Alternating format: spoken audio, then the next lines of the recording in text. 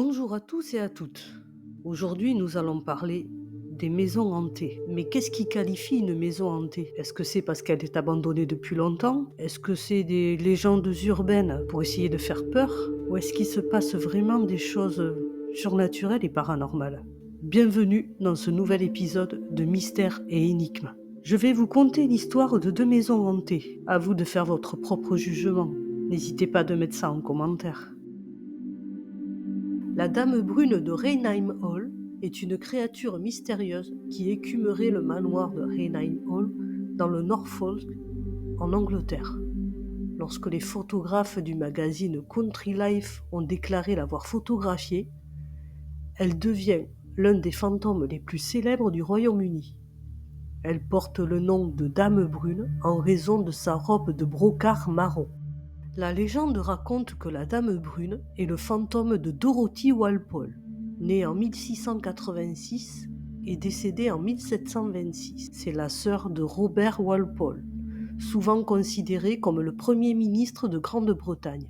Elle est la seconde femme du second vicomte de Towson, Charles Towson, qui est connu pour sa violence. Selon l'histoire, quand Charles a appris que sa femme était infidèle à Lord Wharton, il l'a punie en l'enfermant dans sa chambre dans la maison familiale. Dorothy aurait en effet été enlevée par la comtesse Wharton et invitée chez elle pendant plusieurs jours, consciente que son mari ne la laisserait jamais partir, même pour rendre visite à ses enfants. Dorothy y demeure jusqu'en 1726 et elle décéda cette année-là des suites de la variole.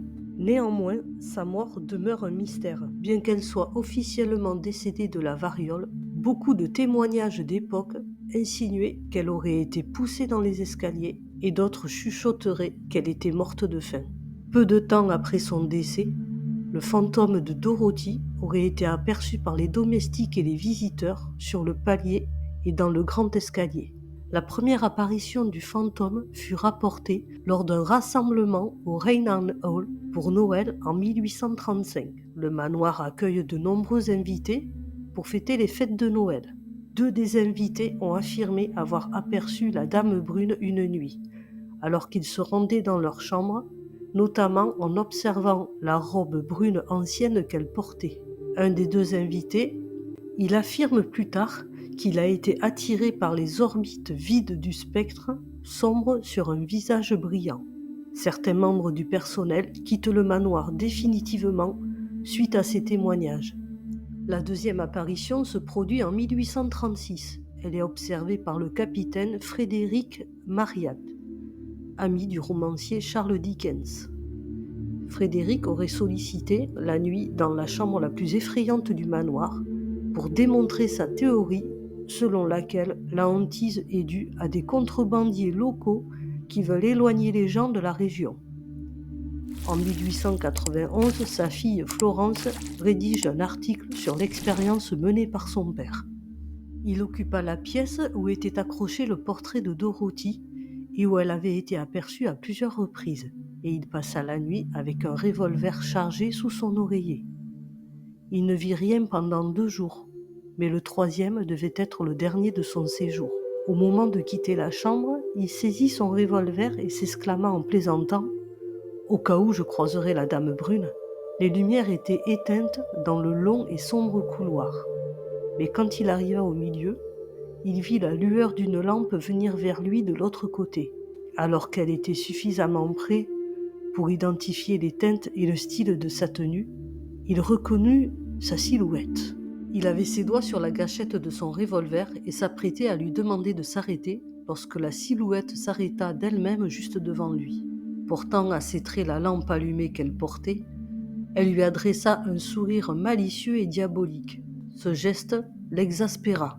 Il tira en plein dans le visage de la jeune femme. La silhouette disparut aussitôt. La balle traversa la porte de la chambre située de l'autre côté du couloir et se logea dans le panneau d'une autre porte.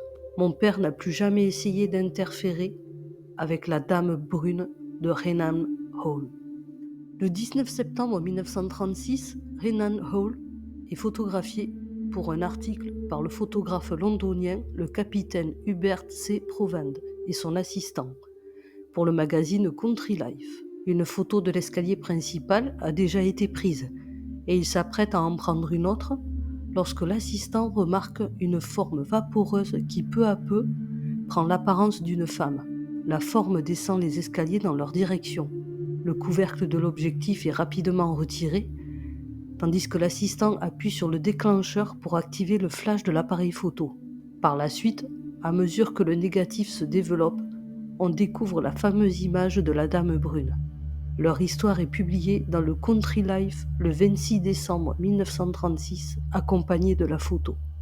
Peu de temps après, un enquêteur paranormal assez reconnu à l'époque, Harry Price, dit que le négatif est totalement innocent de tout trucage. Mais bon, il y a beaucoup de réactions de personnes sceptiques. Alors vous, qu'en pensez-vous? Trucage ou réalité? Sachant qu'à l'époque, il n'y avait pas les mêmes moyens qu'aujourd'hui pour falsifier une photo. Voici la famille Hodgson. Peggy, la mère, Margaret, 13 ans, Janet, 11 ans, Johnny, 10 ans, Billy, 8 ans. Il s'agit d'un des mystères les plus connus, le cas Enfield et son terrifiant poltergeist. Il a terrorisé cette famille au milieu des années 70, plus exactement en 77. Il n'a toujours pas été expliqué scientifiquement. Est-ce qu'il y avait un véritable démon ou un fantôme dans cette maison? Ce cas a toujours fasciné, que ce soit les chasseurs de fantômes, la presse. Elle a même inspiré le film Conjuring 2. Des sons, des voix, du mobilier qui se déplace de manière autonome, des objets projetés dans la maison, une lévitation. Au 284 Green Street à Londres, 1500 événements paranormaux se produisent pendant 2 ans, effrayant une trentaine de témoins. Alors, ce qui est vraiment bizarre, c'est que quand on va sur les lieux via Google Earth, la maison est floutée. J'ai beau avancer et reculer dans la rue, ils ont flouté la façade de la maison.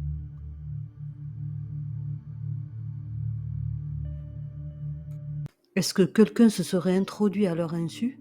Les sons sont si étranges. Peggy contacte la police. La maison est paisible et soudainement, un bruit de choc se fait entendre.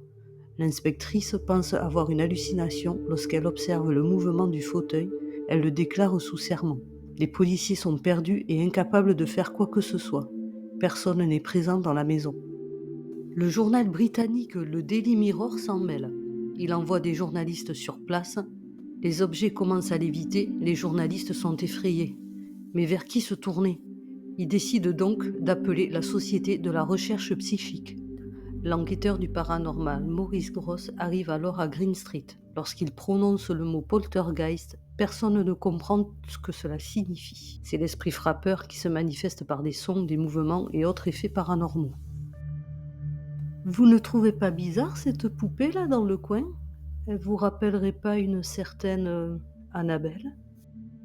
Ce poltergeist s'en prend surtout à Janet. Elle a été retrouvée en lévitation comme propulsée de son lit. Margaret et Janet ont été interviewées. Voici les extraits. How many voices are there? 600. 600 voices. I know the joke. How many really are there, Margaret? I think so far we've had 10 Three. sensible voices, but the rest of the names are absolute rubbish. How does it feel to be haunted by a poltergeist? It's not haunted. Shut up. Why isn't it haunted? I don't know. Does it frighten you, the things that happen here? Oh, well, it did first, but now I've got more used to it, and you learn to accept the things that happen. Ed et Lorraine Warren, célèbres chasseurs de fantômes, sont appelés pour résoudre ce mystère. Selon Ed, ce n'est pas une histoire de poltergeist, il s'agirait d'un démon qui prendrait possession de Janet. Mais quel événement a pu appeler ce mystérieux démon? L'histoire aurait débuté lors d'une séance de Ouija que les filles auraient faite entre elles. Cette planche permettrait de communiquer avec les esprits. Si cet objet est mal manipulé, la séance de spiritisme peut inviter des entités malveillantes. Cette entité se serait invitée chez les Huxon à travers la pauvre Janet. La voix rauque que vous entendez sortir de la bouche de Janet lors de l'interview appartiendrait à Bill Wilkins, un vieil homme qui serait décédé dans la maison. Alors les amis, qu'est-ce que vous pensez de tout ça? Dites-moi dans les commentaires. Surtout, ne touchez jamais à cette fameuse planche de Ouija. Moi perso, je la fuis, mais en courant, c'est clair et net. J'ai passé beaucoup de temps à faire du montage, de la recherche vidéo, donc j'espère que la vidéo vous aura plu. Vous étiez sur Mimi Explo et je vous dis à bientôt pour de nouvelles aventures. Ciao ciao!